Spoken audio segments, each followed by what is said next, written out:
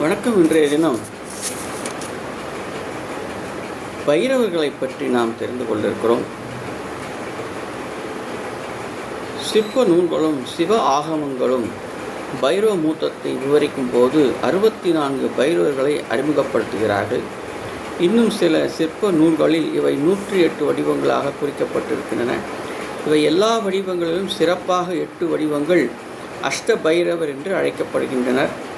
1 அசிதாங்க பைரவர், 2 குரு பைரவர், 3 சண்ட பைரவர், 4 குரோத பைரவர், அதற்கு பிறகு கால பைரவர், உன்மத்த பைரவர், பிச்சாடன பைரவர், சம்ஹார பைரவர் என்று அஷ்ட பைரவர். ஒவ்வொருவரும் வண்ணம், ஆயுதம், வாகனம் இவைகள் மாறுபட்டு காணப்படும்.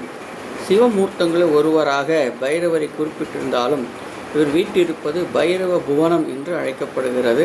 சிவலோகத்தில் ஜோதிமயமான இந்த கோட்டையில் 8 வாசல்களை மகா பைரவர், உக்கிர பைரவர், கபால பைரவர், பீஷ்ண பைரவர், சாகர பைரவர் என்பவர் காவல் செய்து கொண்டிருப்பதாக அபிதான சிந்தாமணி என்ற நூலிலே குறிப்பிடப்பட்டிருக்கிறது. பைரவருக்கு சேத்திர பாலகமூர்த்தி என்ற பெயர் விளங்குகிறது. சேத்திரம் என்றால் பூமி, பாலகர் என்றால் காப்பவர். சேத்திரமாகிய உலகிற்கு ஊழிக்காலத்தில் நின்ற துயரத்தை நீக்கி காத்ததால் சிவனுக்கு சேத்திர பாலகமூர்த்தி என்னும் பெயர் விளங்குவதாக கூறப்படுகிறது. சேத்திரம் என்றால் கோயில், பாலகர் என்றால் காப்பவர்.